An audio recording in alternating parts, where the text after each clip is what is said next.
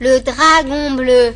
Auteur et illustrateur. Les enfants du groupe de soutien en français CM2.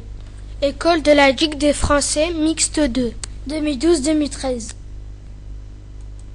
Amélie et Thomas sont devant la télévision et regardent un dessin animé de dragons. Leur mère dit « Ne vous couchez pas trop tard et ne regardez pas trop la télévision. Vous allez faire des cauchemars. » Ils lui répondent « Oui, maman !» Ils courent dans leur chambre pour jouer à l'ordinateur et la maman va dans la cuisine préparer le repas. Amélie et Thomas attendent un moment, puis ils retournent en cachette devant la télévision. Ils la rallument. C'est toujours le même dessin animé, un dragon bleu qui vit dans une grotte. Thomas remarque alors un drôle de bouton sur la télé. Il appuie dessus et d'un coup, une patte de dragon sort de l'écran. Les enfants sont effrayés. Ils crient. La patte attrape Amélie et Thomas et ils se retrouvent coincés dans le dessin animé qu'ils regardent. Le Dragon Bleu les emporte dans la grotte.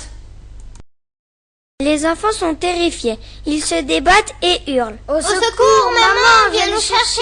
Mais la maman ne les entend pas car ils avaient baissé le volume du son. Le dragon veut les manger. Il lance des flammes pour les faire rôtir. Il aiguise ses longues griffes. Il se lèche les babines et on voit ses dents brillantes et pointues. Amélie demande: Pourquoi nous fais-tu ça? Parce que je suis affamée, je n'ai pas mangé depuis 3 ans. De toute façon, on est périmés, ajoute Thomas. Tu ne peux pas nous manger. Le dragon rigole. Ha ha ha ha, c'est trop drôle. Moi je mange tout ce qui bouge. Si tu nous laisses partir, on te rapportera un succulent repas. Sanglote Amélie. Mais c'est vous mon succulent repas, s'écrie le dragon. À ce moment-là, une énorme dragonne rouge passe à côté d'eux. Elle se moque. Hé, dragon bleu, ta place est dans l'eau. Ha ha. Le dragon bleu se met à pleurer. Il pleure tellement que très vite, la grotte est inondée et ça fait une cascade. La dragonne rouge rigole. Tu vois, je te l'avais dit, ta place est dans l'eau. Ha! Puis elle s'en va toujours en riant. Les enfants sont stupéfaits. Amélie s'étonne. Pourquoi pleures-tu? Alors le dragon bleu raconte son histoire. Quand j'étais petit, une sorcière m'a jeté un sort et je suis devenu tout bleu. Mais je ne suis pas un dragon d'eau, je suis un dragon de feu et tout le monde se moque de moi. Les enfants essayent de le consoler. C'est pas grave, ne l'écoute pas, elle dit n'importe quoi. Mais le dragon pleure de plus en plus et bientôt Amélie et Thomas n'ont plus pied. Il nage mais l'eau monte. Arrête de pleurnicher, on va se noyer, s'écrie Amélie.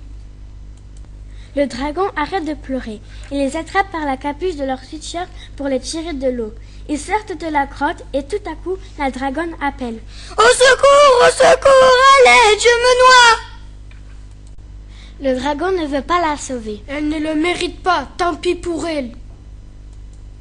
Mais Thomas lui propose. Va la sauver, comme ça elle deviendra ton amie. D'accord, ronchonne le dragon bleu. Il plonge et ramène la dragonne rouge au bord. Oh, merci. Je me suis moquée de toi et tu m'as sauvé la vie.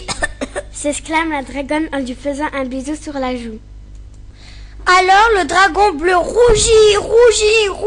Il rougit tellement qu'il devient tout rouge. Le sort de l'Europe de sorcière est rompu, se réjouit Thomas. Mais nous, on est toujours dans la télévision, s'inquiète Amélie.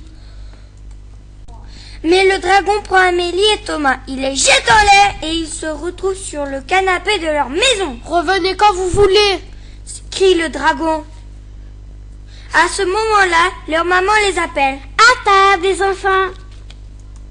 Mélanie, Florian, Elam, Aymen, Marina, Dina,